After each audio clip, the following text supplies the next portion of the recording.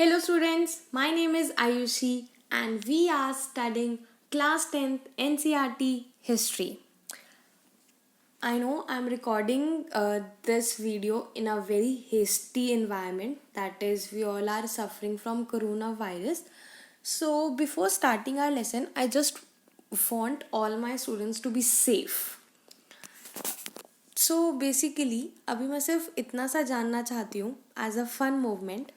आई really wish कि आप सब सेफ हों, but as a fun moment मैं सिर्फ इतना जानना चाहती हूँ कि आजकल मोस्ट ऑफ द घर में यही चल रहा है, रामायण या कोई भी होली सीरियल्स और ये सब एपिसोड्स चल रहे हैं.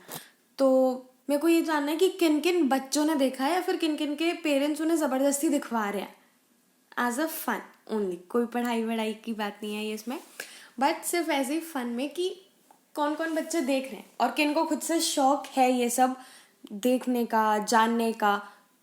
सिर्फ आप मुझे कमेंट बॉक्स में ऐसे ही बताएंगे. मेरे को भी पता होना चाहिए कि मेरे जो स्टूडेंट्स हैं सारे वो कौन कौन सी फील्ड में इंटरेस्ट रख रहे हैं, इसमें है या नहीं है. ऐसा नहीं होता कि आज के एज में किसी को इंटरेस्ट नहीं है, बहुत लोगों को होता है as a basic knowledge.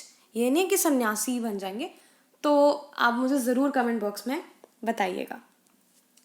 So moving ahead, हम अपना एक चैप्टर पढ़ते हैं. फर्स्ट चैप्टर था making of the global world, जो मोस्टली आपके पेपर्स में नहीं आता. जो मैंने अपने स्टूडेंट्स पढ़ाए हैं उनका सेकेंड चैप्टर से शुरू होता है, इसलिए जो मैंने अपनी हिस्ट्री की क्लास शुरू करी है वो मैंने सेकेंड चैप्टर से ही करी है. That was age of industrialization. They are basically the rise of industrialization. जब हम राइज ऑफ इंडस्ट्रियलाइजेशन की बात करते हैं तो हम, या मैंने भी शायद अपने बचपन में यही दिमाग में बैठा लिया था कि जब हम इंडस्ट्रियलाइजेशन की बात करते हैं तो उसका मतलब होता है फैक्ट्रीज. मतलब हमें लगता है कि पहले हम कुछ काम नहीं करते थे, हम सीधा हाथों से सिलाई बुनाई करते थे, एकदम से हमारा दिमाग घूमा, फैक्ट्रीज आई, और जैसी फैक्ट्रीज आनी शुरू हुई इसका मतलब इंडस्ट्रियलाइजेशन शुरू हो गई. मतलब हमें लगता है कि वहाँ से ये पीरियड शुरू हो गया, उस पीरियड से हम कहते हैं इंडस्ट्रियलाइजेशन. ऐसा कुछ भी नहीं है. रातों रात कभी कुछ नहीं बदलता, ये हम जानते ही हैं. तो जो हम अपने दिमाग में सोच रखते हैं कि इंडस्ट्रीज का ही मतलब फैक्ट्रीज होगा या इंडस्ट्रियलाइजेशन का मतलब है कि फैक्ट्री सेट हुए और सबके बल्ले बल्ले हुए, ऐसा कुछ भी नहीं होता. ये सिर्फ हम एक गलत सोचते हैं, ऐसा नहीं होता. सो अकॉर्डिंग टू हिस्टोरियंस, उनको लगता था कि जो लार्ज स्केल प्रोडक्शन पहले होती थी, जो भी होती थी, that was only for international market. मतलब यूरोप और इंग्लैंड में पहले फैक्ट्रीज नहीं थी. जिन फैक्ट्रीज में आज आपके मम्मी पापा या किसी के भी फ्रेंड के वो काम करते हैं, ऐसी फैक्ट्रीज नहीं थी. पर इसका मतलब ये नहीं है कि पहले काम नहीं होता था या पहले कोई ट्रेड नहीं होता था, ऐसा बिल्कुल भी नहीं है. तो आपको ये तो सोचना भूलना ही पड़ेगा, ये अपने दिमाग से अब आप निकाल ही पाओगे जब मैं आपको पढ़ा दूंगी कि इंडस्ट्रियलाइजेशन का मतलब ये नहीं है कि आपने फैक्ट्रीज सेट करी.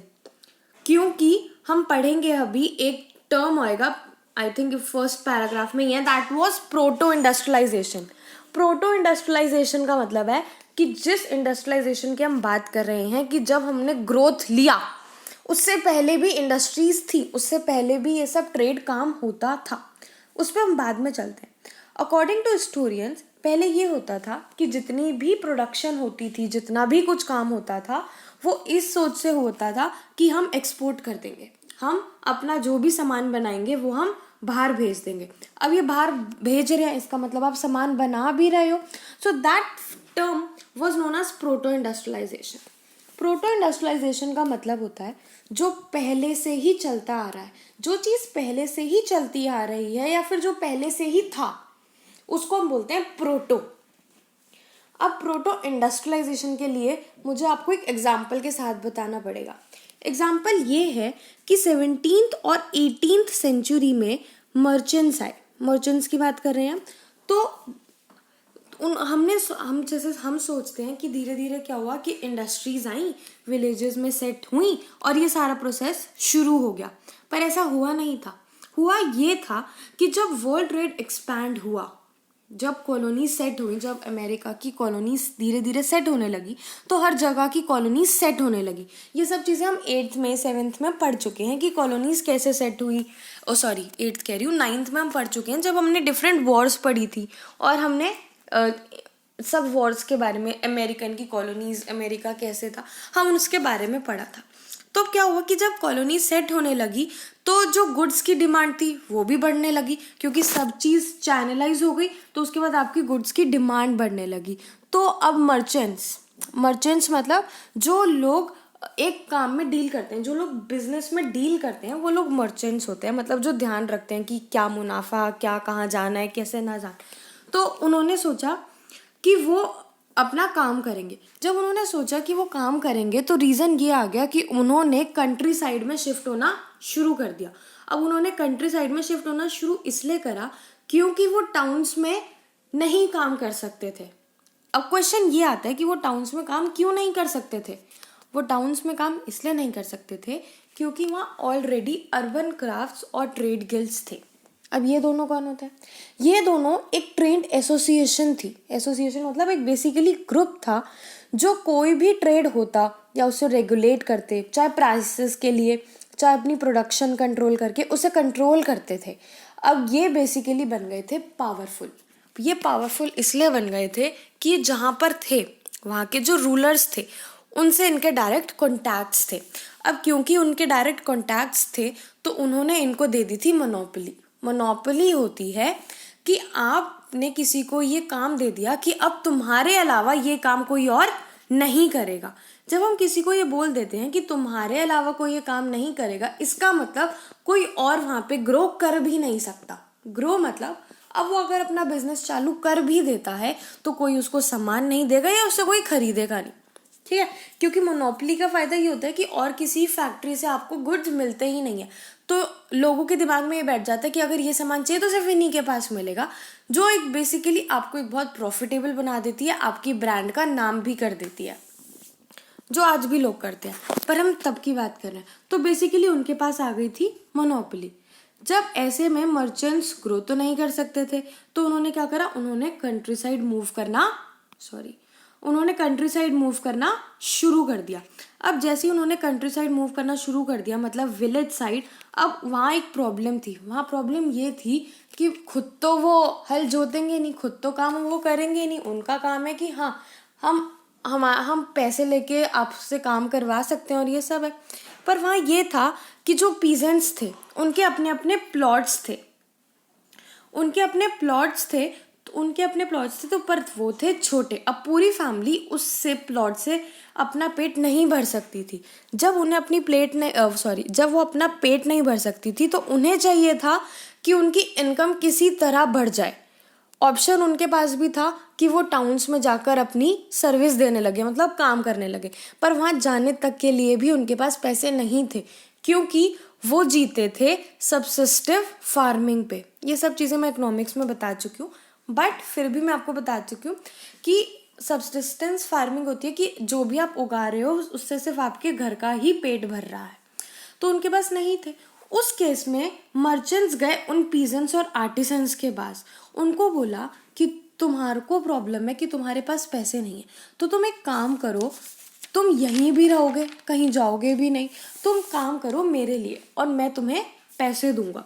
तो उन्होंने कहा कि basically they persuade them to produce for an international market, क्योंकि उनकी तो परचेजिंग हो जाएगी। तो पीजेंट्स ने कंट्री साइड के लिए वहाँ पर काम करना शुरू कर दिया और अपने स्मॉल प्लॉट्स भी उगाते थे, क्योंकि उनका बेसिक मोटिव यही था कि जो वो पैसे है ना वो उनके बढ़ जाएं। अब जो आता है कि उनका क्लोज रिलेशनशिप कैसे बना, वो ऐसे बना कि उन्होंने कहा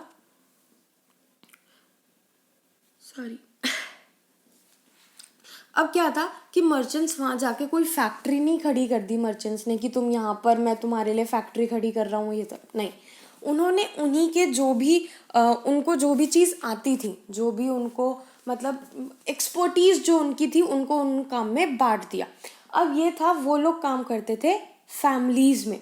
अब जब क्योंकि वो फैमिलीज़ में काम करते थे मतलब अपने अपने घर में ही काम करते थे, मतलब कि जैसे टेक्सटाइल है या कॉटन का काम होता है, तो मर्चेंट्स ने सबको डिवाइड कर रखा था कि कौन क्या काम कर रहा है.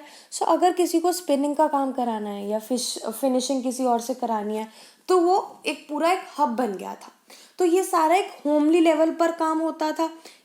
तो यही लोग अब क्राफ्ट्समैन बन गए. जो लोग पहले स्मॉल प्लॉट में काम करते थे, अब वो लोग क्राफ्ट्समैन बन गए. और इसी टाइम में चलते चलते लंदन बन गया फिनिशिंग हब.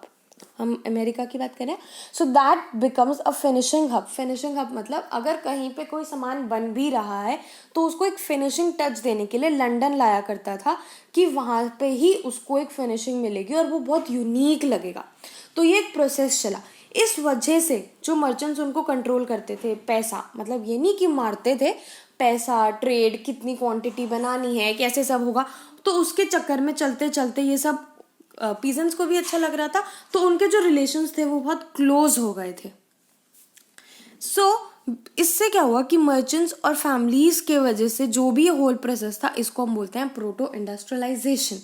मतलब इंडस्ट्रीज आने से पहले भी ये सारी प्रोडक्शंस होती थी, and this was all for the international market. That is the basic proto industrialization. अभी हमने सिर्फ ये पढ़ा है कि जो हम इंडस्ट्रियलाइजेशन पढ़ रहे हैं, तो वो कैसे हुआ. अब हमारे क्वेश्चन ये आता है, जैसे मैंने आपको बताया कि वो फैक्ट्रीज और इंडस्ट्रीज सेम नहीं होती. तो अब है कि मैम फिर फैक्ट्रीज और इंडस्ट्रीज कैसे आई, हुआ क्या था. अब ये हुआ क्या था तो आपको पता चलेगा आपकी नेक्स्ट लेसन में, नेक्स्ट क्लास में आपको पता चलेगा. ठीक है. हिस्ट्री धीरे धीरे पढ़नी चाहिए ताकि आपको एक स्टोरी की तरह समझ आए एंड आप कंफ्यूज ना हो. ओके. सो कुछ भी प्रॉब्लम हो, आपको पता है, आप मुझे कमेंट बॉक्स में पूछ सकते हो. So thank you.